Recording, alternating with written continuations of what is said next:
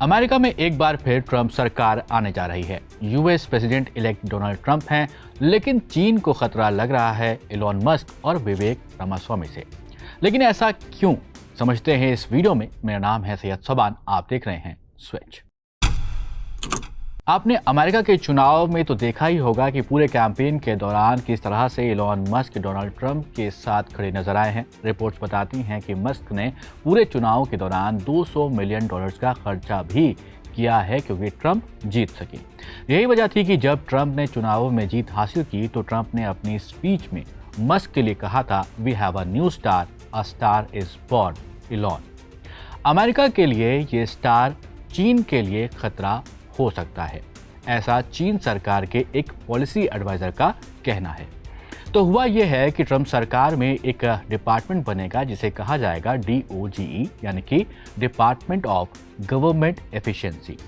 अब इस डिपार्टमेंट को चलाने की जो जिम्मेदारी दी गई है वो इलॉन मस्क और भारतीय मूल के एक बिजनेसमैन हैं जिनका नाम है विवेक रामास्वामी, उनके पास होगी।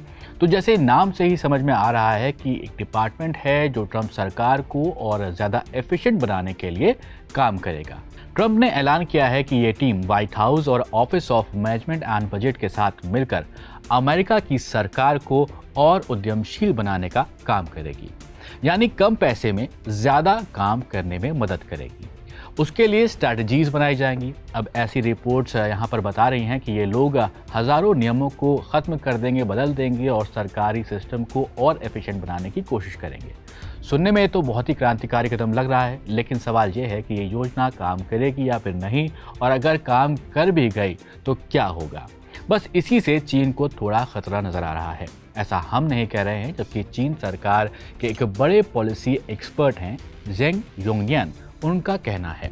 वो कह रहे हैं कि अगर DOGE ने ट्रंप की योजनाओं को सही तरीके से लागू किया तो अमेरिका का सिस्टम स्टेट कैपिटलिज्म जैसा हो सकता है। अब ये जो स्टेट कैपिटलिज्म है ये क्या है, तो एक लाइन और आसान भाषा में समझा जाए तो ये एक इकोनॉमिक सिस्टम है जहां सरकार अर्थव्यवस्था को कंट्रोल करती है और अपने पॉलिटिकल इंटरेस्ट को प्रोटेक्ट करने के लिए इसका इस्तेमाल करती है।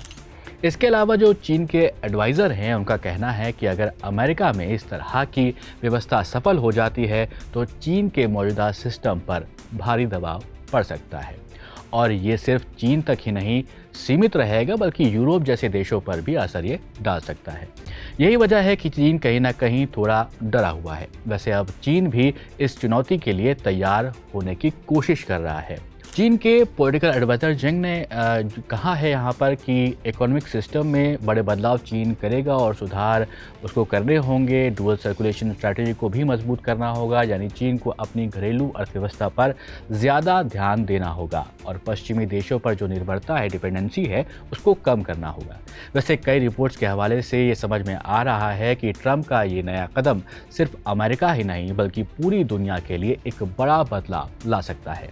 अब देखना यहाँ पर यह होगा कि इलॉन मस्क और विवेक रामास्वामी की जो जोड़ी है क्या वो कमाल करके दिखाएगी। आपको क्या लगता है, ये कदम क्या कुछ करेगा, क्या कारगर साबित होगा या सिर्फ एक और बड़ी घोषणा बनकर ही रह जाएगा? हमें कमेंट बॉक्स में ज़रूर बताइएगा और ऐसे ही वीडियोस के लिए आप ज़रूर देखते रहिए स्विच।